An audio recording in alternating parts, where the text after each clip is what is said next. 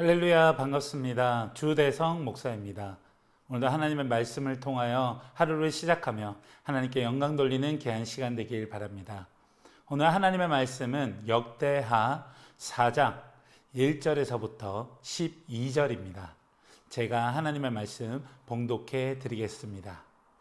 솔로몬이 또 노스로 제단을 만들었으니 길이가 20규빗이요 너비가 20규빗이요 높이가 10규빗이며 또 놋을 부어 바다를 만들었으니 지름이 10규빗이요 그 모양이 둥글며 그 높이는 5규빗이요 주위는 30규빗 길이의 줄을 두를 만하며 그 가장자리 아래에는 돌아가며 소 형상이 있는데 각 규빗에 소가 10마리씩 있어서 바다 주위에 둘렀으니 그 소는 바다를 부어 만들 때에 2줄로 부어 만들었으며 그 바다를 놋에 황소 12마리가 바쳤으니 3마리는 북쪽을 향하였고 3마리는 서쪽을 향하였고 3마리는 남쪽을 향하였고 3마리는 동쪽을 향하였으며 바다를 그 위에 놓았고 소의 엉덩이는 다 안으로 향하였으며 바다의 두께는 한 손 너비만 하고 그 둘레는 잔 둘레와 같이 백합화의 모양으로 만들었으니 그 바다에는 3,000밭의 밭을 담겠으며 또 물두멍 10개를 만들어 5개는 오른쪽에 두고 5개는 왼쪽에 두어 씻게 하되 번제에 속한 물건을 거기서 씻게 하였으며 그 바다는 제사장들이 씻기 위한 것이더라. 또 규례대로 금으로 등잔대 10개를 만들어 내 전 안에 두었으니 왼쪽은 5개요 오른쪽에 5개며 또 상 10개를 만들어 내전 안에 두었으니 왼쪽에 5개요 오른쪽에 5개이며 또 금으로 대접 100개를 만들었고 또 제사장의 뜰과 큰 뜰과 뜰 문을 만들고 그 문짝에 놋을 입혔고 그 바다는 성전 오른쪽 동남방에 두었더라. 후람이 또 솥과 부삭과 대접을 만들었더라. 이와 같이 후람이 솔로몬 왕을 위하여 하나님의 성전에서 할 일을 마쳤으니 곧 기둥 둘과 그 기둥 꼭대기의 공 같은 머리 둘과 또 기둥 꼭대기의 공 같은 기둥 머리를 가리는 그물 둘과. 아멘. 네, 오늘 본문에서는 성전 기구를 만들고 세우는 솔로몬을 보게 됩니다. 우린 여기에서 하나님의 성전의 각종 성물에 대한 설명을 보게 되는데요. 놋으로 만든 각종 기구들을 설명하고 있고 번제를 위한 제단, 바다와 물두멍, 뜰의 문짝에 입힌 놋, 제단의 그릇들과 기타 각종 기구들, 그리고 금으로 만든 각종 기구들로서 등잔대, 상, 향단, 기타 각종 기구들, 놋 제단을 제외한 모든 성물들이 오늘 본문에서 차례차례 등장하고 있습니다. 성전 기구들을 솔로몬 때에 만들게 되었고 하나님을 만나는 귀한 예배의 모처로서 구약 시대에 하나님을 섬기는 과정 속에서 사용된 기구들이었습니다. 많은 기구들 중에서 오늘은 놋을 부어 만든 바다에 대해서 알아보고자 합니다. 어떤 물건의 의미를 발견할 때 그 물건의 진짜 사용처를 알게 될 때가 있습니다. 예를 들어서 어떤 의미의 물건을 정확하게 이 용도가 무엇인지 알 때 그 물건의 진면모를 알게 되는 것처럼 당시 성전의 여러 도구들은 제의적인 의미 속에서 하나님께서 남겨두신 귀한 의미를 알면 우리에게도 신앙에 큰 도움이 되리라 생각이 됩니다. 오늘 소개되었던 많은 도구들 중에 오늘은 물두멍의 의미를 한번 살펴보고자 합니다.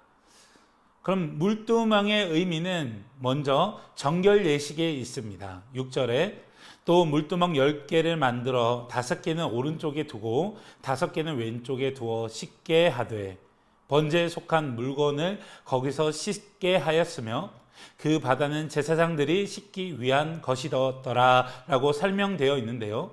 제단에 나아가기 전에 놋으로 만든 매우 큰 그 그릇이 있다고 생각하시면 됩니다. 이것을 물두멍이라고 하는데요.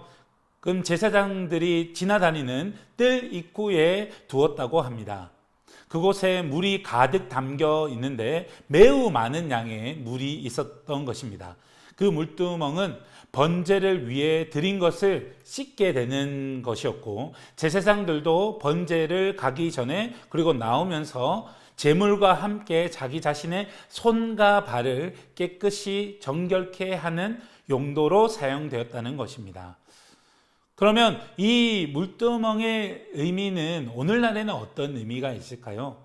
그것은 바로 진짜 정결 예식이 되신 그리스도의 피의 그림자 형태라는 것입니다. 제사장들과 제물이 씻는 것이 우리에게 아무 의미 없는 것이 아니라 가장 큰 의미로, 현대적인 의미로는 물두멍에서 제물과 제사장들이 반드시 씻고 제단에 나아가야 하는 그 원칙을 지켰던 것처럼 예수 그리스도의 피를 통해 우리의 죄가 정결케 되어 하나님께 나아갈 유일한 길을 열어주신 장면에 그림자적인 역할이 있었다고 발견할 수 있습니다.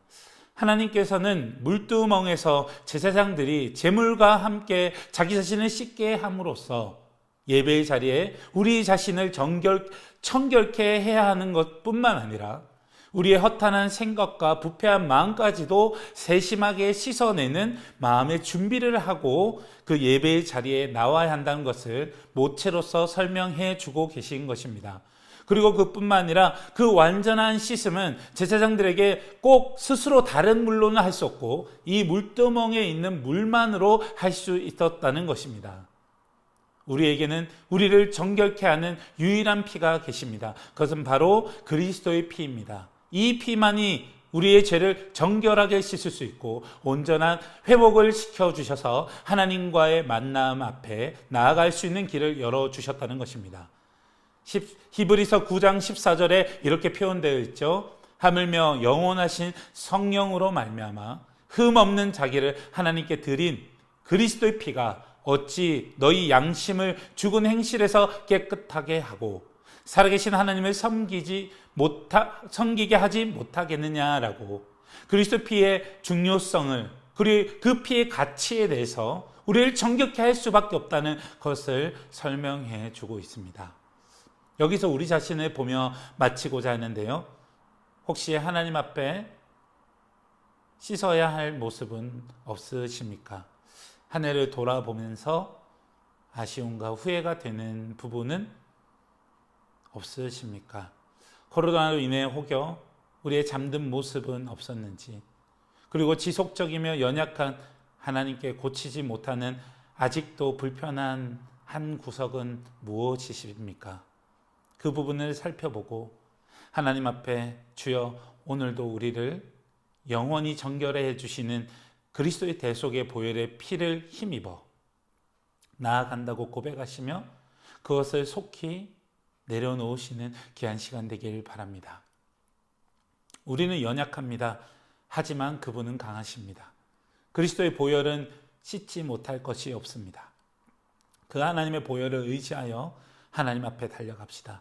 주님, 오늘도 용서하여 주시고 씻어 주시고 그리고 지켜 주옵소서. 허물 많은 우리의 모습을 긍휼히 여겨 주시옵소서. 오늘도 예수 그리스도의 피를 의지하여 하나님을 순간순간 바라봅시다. 우리를 정결케 하시는 그 그리스도의 피를 바라보며 오늘도 순간순간 기도하며 말씀을 붙잡고 달려가는 귀한 하루가 되시길 바랍니다. 다 같이 기도드리겠습니다. 참 좋으신 하나님, 정결 예식의 물두멍을 지나지 않고서는 제사장들이 자신을 씻지 않고서는 갈 수 없었는데 우리는 우리를 깨끗이 씻어주는 예수 그리스도의 피를 힘입었음에도 불구하고 날마다 하나님 앞에 범죄하고 있었음을 고백합니다. 주여 용서하여 주옵소서.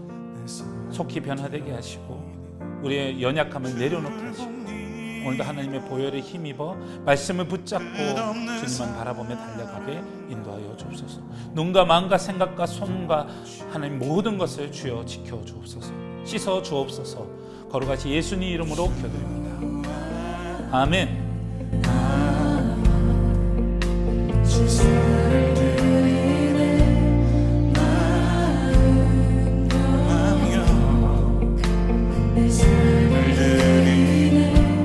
주를 먹니라 끝없는 사랑 나 없이 기네